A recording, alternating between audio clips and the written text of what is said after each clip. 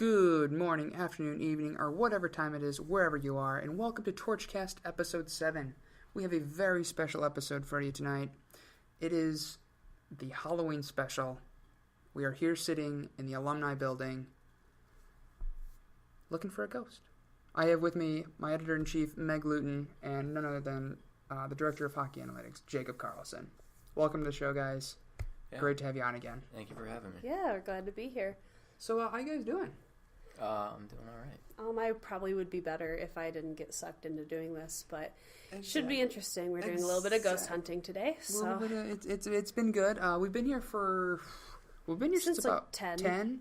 So we've been here for about, I can't math, 4 hours. Yeah, it's about 2 a.m. right now. Okay, yep. So before we started recording, we did a little walk around here in the basement.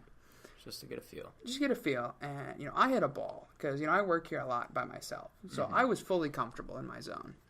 You guys, on the other hand, had a much different experience than what I had. It's spooky, man. It is. I spend a lot of late nights here. Normally I'm not alone, but sometimes I am. I mean, I've left here at like 3 in the morning before, and it's pretty spooky. I mean, for those who don't know, the Alumni Building's known to be haunted. I mean, ask your professors, ask your local janitor. A lot of people have a lot to say. So we're kind of testing out to see if the rumors are true. Can never test something too much. So, what are the?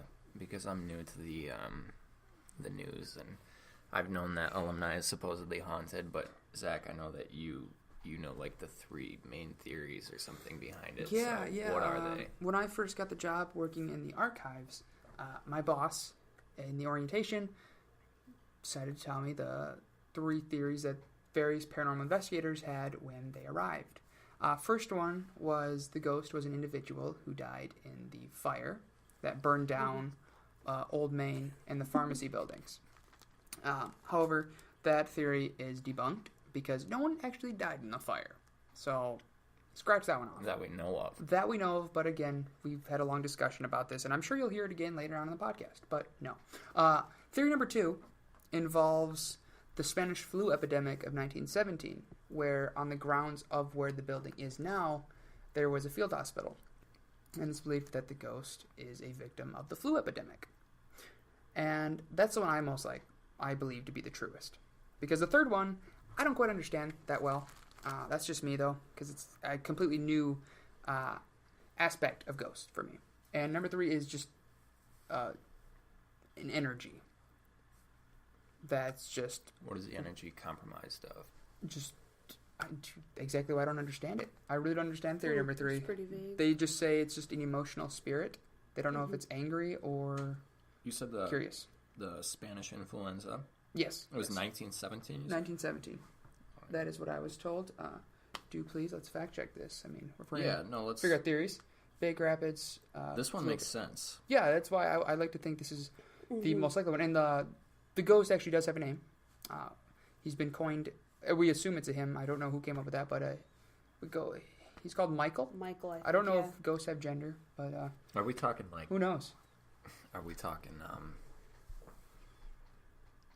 So clearly, people think it's a ghost. Yes, of course. Because if it were energy, it would be genderless, right? Right. Or am I thinking too far into it? I mean, I think you're finding a new track here. I mean, that's what I would think, too, that energy, doesn't have, a name. It can't be, compiled into one thing. It's just energy? It's unisex? It's pretty broad, yeah. I believe it's the Spanish influenza because we're trying to research this right now, and for the first time tonight, the Wi-Fi is not letting me pull up anything. I mean, that's just Ferris in general. Whenever you need to do something, it never works. That's most likely true, but the Wi-Fi has been working perfect all night, and we're the only people using it in this building right now, so... Sure. I'm the only server on right now. Do you think ghosts can use social media? Do you think they have access? 'Cause, I mean, I remember reading a story, and it could have been fake, but it was like this guy's dead girlfriend was apparently messaging him through Facebook.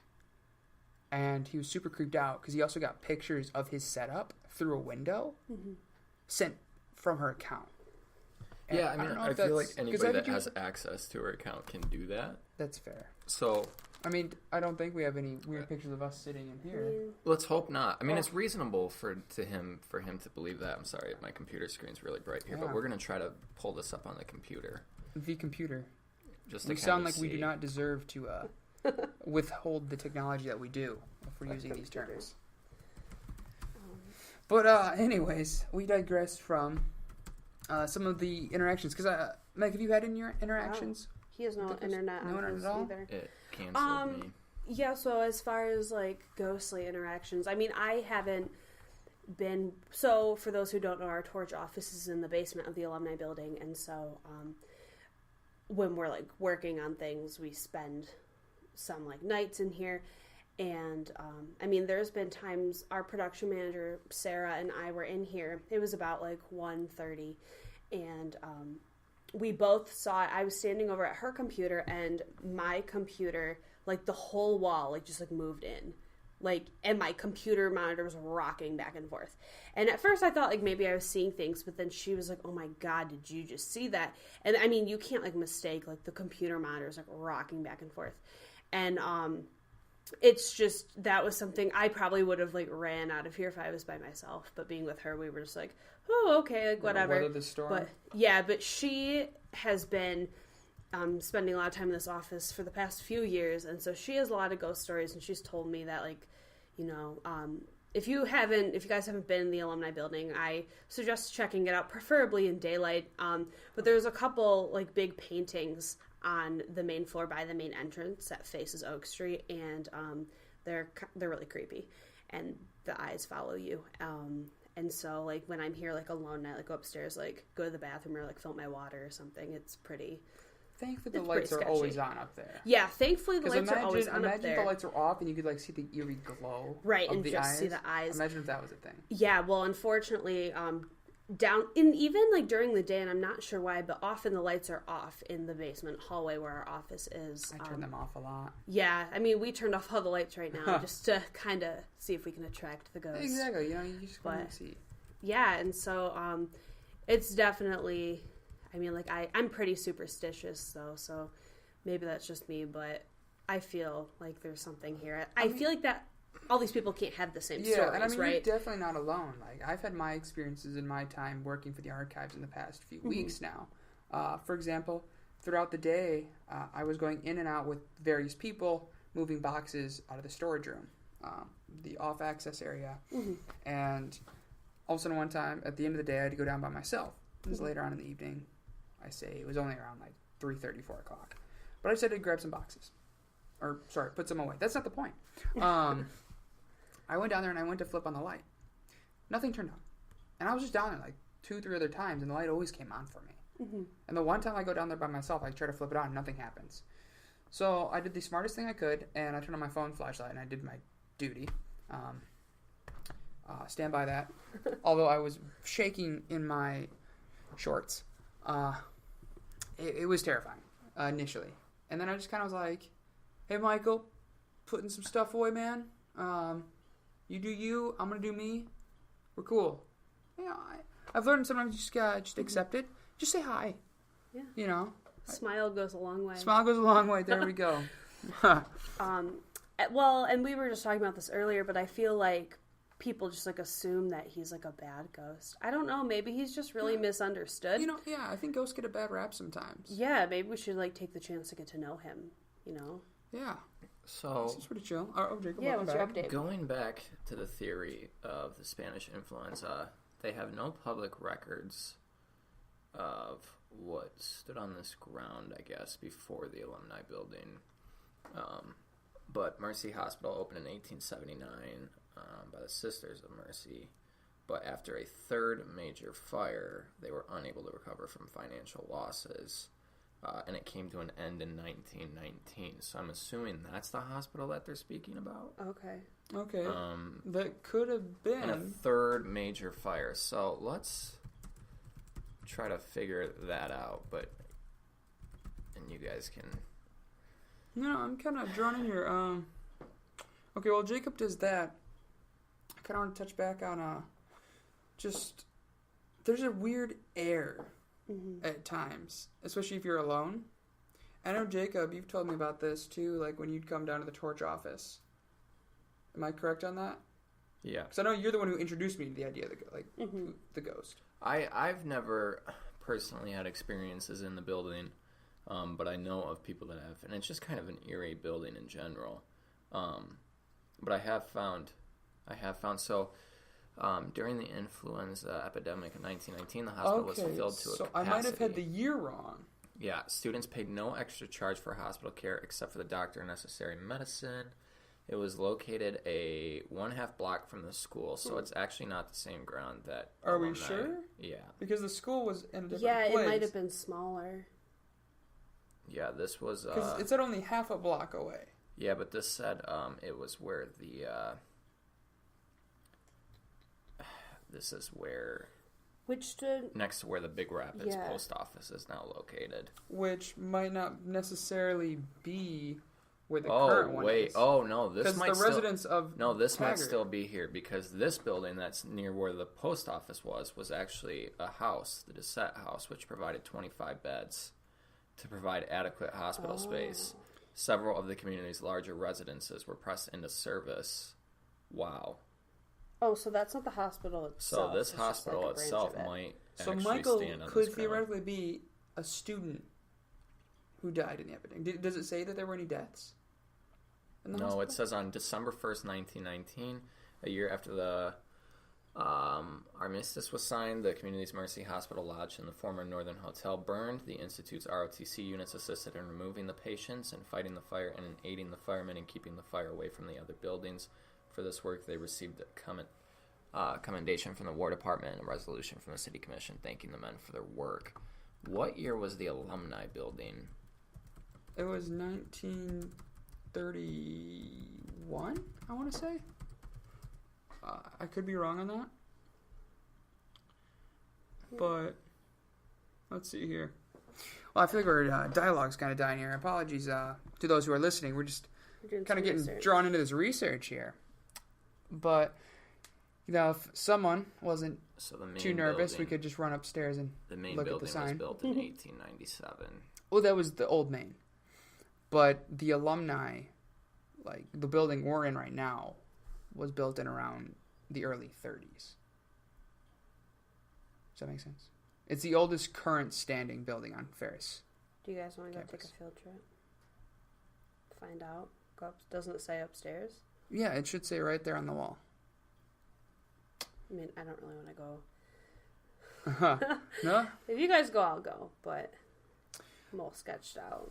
All right, folks, we're going to go on a little tour, and you're probably going to hear one of them scream. We'll be right back. We'll be right back.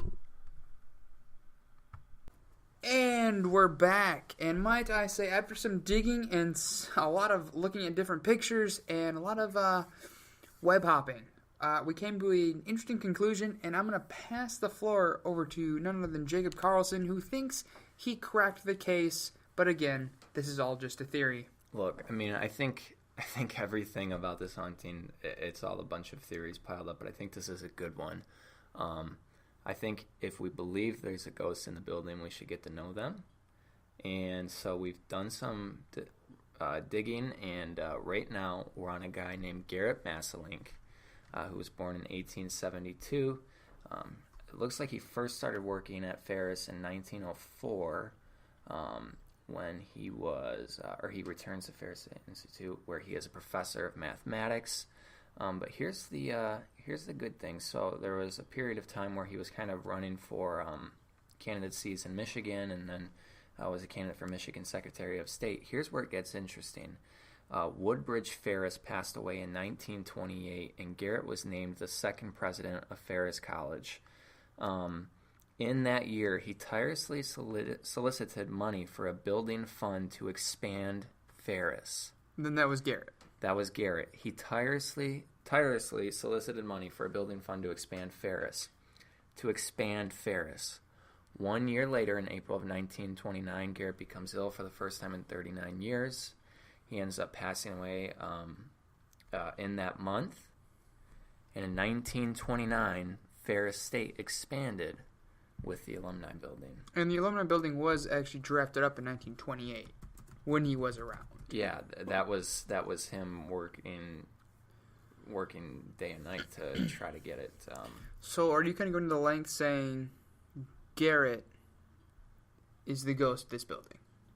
I'm just saying I find it oddly peculiar that his time as president, one, only lasted 1 year, but two, he spent it trying to expand Ferris.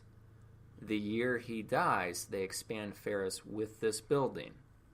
Well, I mean, he already knew it was under construction in 1928. It just wasn't finished until 1929. He was the president of Yeah, that's what I'm saying. Yeah. It finishes when he dies. Yeah. I find that oddly peculiar. Or, people got sick. He did die of typhoid fever. That was kind of a big deal in the early 20th century, right? Yeah, but he also died the same time they expanded with the building that he wanted to get built. So are you trying to tell me that he has some sort of connection to it? It's oddly... It adds up. He wanted to expand Ferris. He wanted this building built. They built it, and he dies when it's finished. And apparently something haunts this building. You got to admit, that's pretty good. I mean, it's definitely good, and I give you a lot of credit for being able to piece that together. And I got to say, it does sound better than the energy theory. What are your thoughts, Meg? I don't know. I do think it's interesting, and I wonder if it's like... So even if, like, the building was, like, under construction and stuff, but, like, it wasn't completed before he passed away, maybe he's supposed to see it. Was it completed, or was it just under construction? The sign upstairs says it was, like, completed in 1929, but, I mean, neither of these say, like, at what point in the year. Well, I don't think it would have been completed, because it's hard to imagine they would have finished in April. April is usually, especially in this period of time, you're coming out of winter. He died in April? Yeah, he died in April. Around April 20th, he was transferred down to Butterworth in Grand Rapids. And he died shortly after. Yep. I mean, yeah, maybe he, like, theoretically, like, wanted to see his building get expansion finished. Completion, yeah. Like, see the expansion. Do you think, so maybe he comes in to see the expansion completed and maybe gets trapped? Right, then why would he stay? I guess that's, like, what's, like, next. Like, so, like, if theoretically, like, if we are correct about that, why would he stay? What keeps him here? Exactly. Maybe he feels undone, like he was only president for a year, and he seemed to have devoted most of his life to education, just like Woodbridge Ferris. And maybe he feels like 1 year as the president, maybe he feels unaccomplished in his task. Mm-hmm. Right. Yeah, like not ready to leave. I'm completely willing to jump on this theory. It's very fascinating. It's a new one. Yeah. And I fully would love to stand behind it. But again, it's just... something feels weird about it. Yeah, I wish there was, like, one way to, like, know. Because all these theories and nothing lines up exactly. See, this is the only theory for me that makes sense, though. It was opened in October 1929, and it was the only building to survive the campus fire of 1950. Yeah. Well, and that's another thing that we led it wasn't finished. In the discussion, like, when we were exploring the building and, like, looking at all the pictures, like, why is this the only building that remains standing? Like, I'm sure that there's pretty practical reasons behind that, like, it was away from the fire or whatever, but I don't know, we do think it's interesting that, like... Yeah, no, it most certainly is. I really find it crazy that and, he wanted the expansion happens, he died literally months before it's finished. I mean, this is a few months. He passes away before the building that he once built is finished. Well, what I wonder is, when have all of these, like sightings, for lack of a better word, because a lot of them that we hear of seem to be, like, relatively recently, but, I mean, are there any records of older, like, sightings or accusations of there being, like, a spirit or something in this building? Because if people have been seeing this since, like, the 30s, you know? Yeah, and, like, you're before right. Before or after the fire. Like, I just wonder that. You're very... Because, I mean, I've only ever heard the talk, like, from that ghost tour video from 6 years ago. Yeah. And obviously they heard it somewhere before then. But that's, like, the first time it kind of became big. Right. And, that is a very good point, because I've actually never heard on when the paranormal activity started. Mm-hmm. And I wonder, is there any documentation of that? The wondering that I have is, I know back in the I think there was a time and period where, society probably wouldn't look at paranormal activity in a sense. Yeah, like in the 1930s, fair. I don't think allegations would have been taken seriously. You know what I mean? Mm-hmm. I just don't think a lot of people would have been okay with you talking about that. Yeah, no, that makes a lot of sense, too. People were much more, like, skeptical of sharing things like that. in the past. And that's why I'm, like, just curious if anyone, like, ever saw or heard anything and they just didn't tell anyone. They didn't write it down. Things that we'll never know. Yeah, and wow, it is just bewildering. Mm-hmm. Because for me, this is like the one theory I can get behind. Not just because I made it, but it makes sense. Well, like, the no Spanish bias. influenza one I think makes I like sense too. that, The because fire especially one, I'm not The sure. problem for that, though, is Especially that happened 11 years before this building was built. It's on the grounds, though. fair. It was on Yeah. the grounds, and you Yeah. did find that only one person died in the building. That's true, but we haven't found that it's on the grounds. Right now, it's saying that Alumni was near, or they were doing that. It near the old doesn't. post Yeah, office. it says it was like half a block away from campus, but I mean, how big was campus at that point? Where was campus? Yeah, because I mean, you go Right. down Oak, But the and problem that's is, 1 block away from. The problem is the post office is downtown. But And again, That different was like post the office. separate, but that Different was post the office. separate house that they're referring That's to. true. Like they had like the main hospital, and then they referred to like a second little area where they housed like overflow, and that was near where the current post office is now, which is like on the other side of town. Yeah. So, I wish we were able to like talk to some of the teams that actually investigated this, but they of course, they don't really get back to people.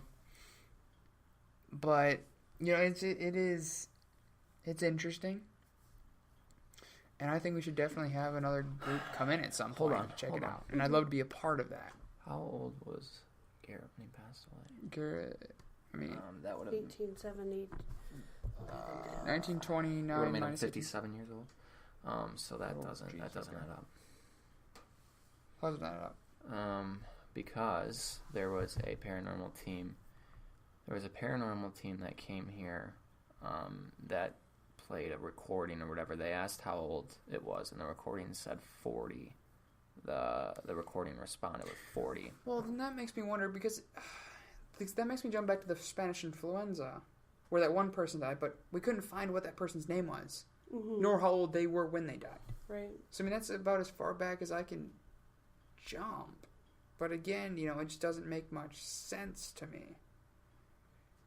I think the only things that make sense for me are the Garrett Mass Link and then the Spanish influenza. Those are the only two, and we have Garrett Masselink's age, and we have his time of death. We know a lot about him, but we know nothing about the victim who died in the Spanish influenza. Yeah. There's no facts on him. Mm-hmm. And I think that's where we really need to start digging more into is who that individual was. Is there any way? Are there any records? No, so there's no records, and it's weird because even on the sighting they don't give the name of the patient that died under their care. It was a Ferris State student though, so couldn't have been. I mean, they technically wouldn't have been it could have 40 years been. I mean, old. they could have been. They could have been, but they lived on campus, so They probably weren't then. yeah. Gosh, this is a puzzle, and I thought we had it solved. Boy, oh boy, I still do we think have more questions? here's the other thing too, though. A lot of paranormal teams do a lot of stuff. Yeah. And I don't necessarily know how accurate. And I mean, again, this is only one team. Yeah. Right. Who's to say they're right over what we found versus what someone else has found versus what the other team has found? Yeah. Everyone has a different theory, I feel like, when they came here. Like, you had the fire theory, you had the influenza theory, you had the energy theory, and you even have our Garrett Masslink theory. It's interesting because I only ever hear like the fire theory, Yeah. which doesn't even entirely line up if, like you said, no one died in that fire. And the fact that, why would the ghost be in this building? Right, if this building didn't burn. And not in the building that was built over where Old Main used to be. Right. Or the pharmacy building, or the music up building. Like, Exactly. It just doesn't make sense to me. Yeah. No, that's... So when Garrett worked here, though, it said that he was teaching classes and worked 15 hours a day before becoming vice president. So he was clearly here for a long time. Mm-hmm. When he was here, I mean, he was here almost every day. His wife died in 1957. Mm-hmm. Oh, well, Yeah. the fire was in 1950, so never mind. So, He fell ill for the first time in 39 years. When was the first time he was ill? It was 39 So minus 19. it would be 39. 1890 when he would have been sick for the first year. And he was born, so he'd have been around 20 something, or just turning 20 around. If he was born in 1872, 82 he'd be 10, 92 he'd be It'd be 1890. 20. But they don't. So he'd been 18 in 1890. Yeah. But they don't say when he was sick. But here's the thing. Okay, so he becomes sick for the first time in 39 years. So that means maybe he's reborn in the 40th year. That sounds a lot like my previous episode on the Dogman. I'm not sure how I feel about that because I'm getting a really weird image of Garrett becoming the Dogman. But check that out. Check that out. He becomes ill for the first time in 39 years. In the 40th year, he's reborn. Paranormal activity, they ask. They play reporting. How old are you? 40 years old. Okay. So you had some connection there. Okay. See, that's jumping along the lines of like nigh on. That's like borderline 9/11 conspiracy theory, but for the Ferris State ghost equivalent. I feel like you're reaching out there and grab whenever you can, and it makes sense. I love the theory. Though. For the crazy person, yeah. To be fair, the only the people that have really experienced like stuff like you said, the janitors are kind of pretty crazy. Did I say that? Yeah. When we were watching the video earlier, you said the girl was pretty crazy. The previous. Oh no! I mean, all those. Years I wouldn't ago. say she was crazy, like, because she was a great person. She was great at her job, but she was jumpy. Yeah. Because of all the things. Yeah. I'm just saying that makes sense. Was that? I mean, that was like decades. That ago, was wasn't the it? interview was 6 years ago. Okay. So 18 minus. So you guys, She hasn't been here. No, she retired. Yeah. Last year, or the year before. The thing that bothers me is they said Garrett becomes ill for the first time in 39 years. Really hung up on when this. you backtrack 39 years, they don't mention him being ill. Well, I feel like it wasn't that big of a deal. If he just had the sniffles, it might not be like. Yeah, but it then like a cold. See, if it was just the sniffles, they wouldn't mention he's become ill for the first time in 39 years. I wonder why they mentioned that. Yeah, why do they mention that? I mean, then again, I hate to break down credibility, but do you see the kind of website we're on? It looks like this. It's a Weebly. It looks like it's like a family genealogy. Yeah, I think it's a family genealogy. Yeah, but this also looks like this is all we have. I mean, it looks like they very well researched it, but how do we know those facts are 100%? Like, how can we fact check that? Oh, they have sources. Go to their sources. These are spouses. Well, okay, never mind. I can't read. I just, I question when the you're sources. Talking about somebody that was born in the late 1800s, though. Yeah. Their family tracing is the best sourcing you're going to get. But how do we know? Things can get muddled. I grew up being told I was related to Robert E. Lee, but I doubt that's true. Okay, but if things can get muddled here, things can get muddled in the Spanish influenza thing. I mean, I guess, but I mean, it's on record that someone did die, and they're not reaching out and just giving you a name. Yeah, they're just letting you know that there was a statistic that someone did pass away. That's on record, but all of this is on record as well. This is public information. Yes, but this is also on a personal-made Weebly. This isn't a Weebly. Yeah, it is. is. Okay. And the other one was not. It was on it wasn't a Weebly. It wasn't made by an individual for a project. It was just facts stating about the influenza. And wow, your Wi-Fi hates working. Yeah, the Wi-Fi is not working tonight. Every time we open a new tab, that's kind of sketch. Hey, we'll suss down here in the Alumni Building. All four of us. Shout out to you, Michael. Or whoever you are. Who knows what your name is? Hey, Garrett. No, don't do that. Come out to play. No. We're not inviting it in here. No Stephen King. I'd like to keep my arm. He's nice.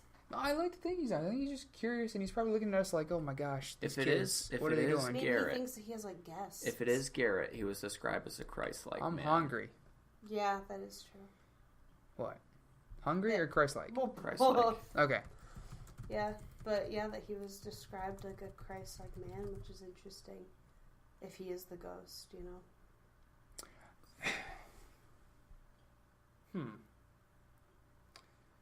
it was... Maybe he's kind of like the guardian angel of Ferris. Yeah. Could be. I'm telling you, he's just misunderstood. Probably. I mean, I feel I like... don't think he means harm. No. I Maybe think not he's just intentionally. chilling. Maybe. And might I say that picture kind of spooked me. Yeah. Don't worry. No one who is listening to this will ever have to see that. Because you guys don't know what I saw. So don't worry about it and enjoy. Continue to, at least. If you're still listening, which I hope so. Just kidding. You do you. But alright, me jumping out at the bait is over, and now look, my brain is doing loop-de-loops. I don't know what I'm saying anymore. So Someone save me. It is about 2:40 right now, and we're thinking maybe we'll take a little pause and we'll go do some research, and then probably a little bit more exploring in the dark. For sure. And then we'll come back and check back in with you guys. All right, sit tight, and we'll be back with part 3, everybody. And we are back, but with no new information, but with an update. We are bidding the night to EIC Meg Lewton. Oh, this is She on is me now. This is on you now. We're calling you. It's been a long night. Yeah, it's 3. It's 3 in the morning. So we've been here for 5 hours, just kind of scoping things out. And honestly, I wish, I kind of wish something more significant would happen, like a big thing. It is creepy down here, and we've all been kind of scared, and adrenaline's rushing, and so I think we can all attest that it's a spooky building, and we don't being in here this late at night in the dark. No, for sure. No, it is. And but we're probably gonna end up concluding here for the night. But we'll be back in the morning to kind of conclude with what our findings were. Yeah. I mean, if anything happens throughout the night, we will be sure to get back on and update. Yeah, but this has been kind of the main point of the show. Yeah. It was our initial findings and our theories and our opinions on other theories and the whole shebang of what we thought of the whole situation. Yeah. So and I'm making Zach and Jacob spend the night in here. Yeah. I'm going to go home to my bed because I don't want to spend the night in this building. But they offered to. They're down with it. And so they're going to spend the night here and record anything spooky that happens. Jacob brought a camera because he's extra. Yeah. So super extra with that one. So. Which we should end up going out there and taking some pictures in the blank hall and see what we get. Yeah, you should. No, we should. Just you know. Yeah, you know, so, I mean. Whew.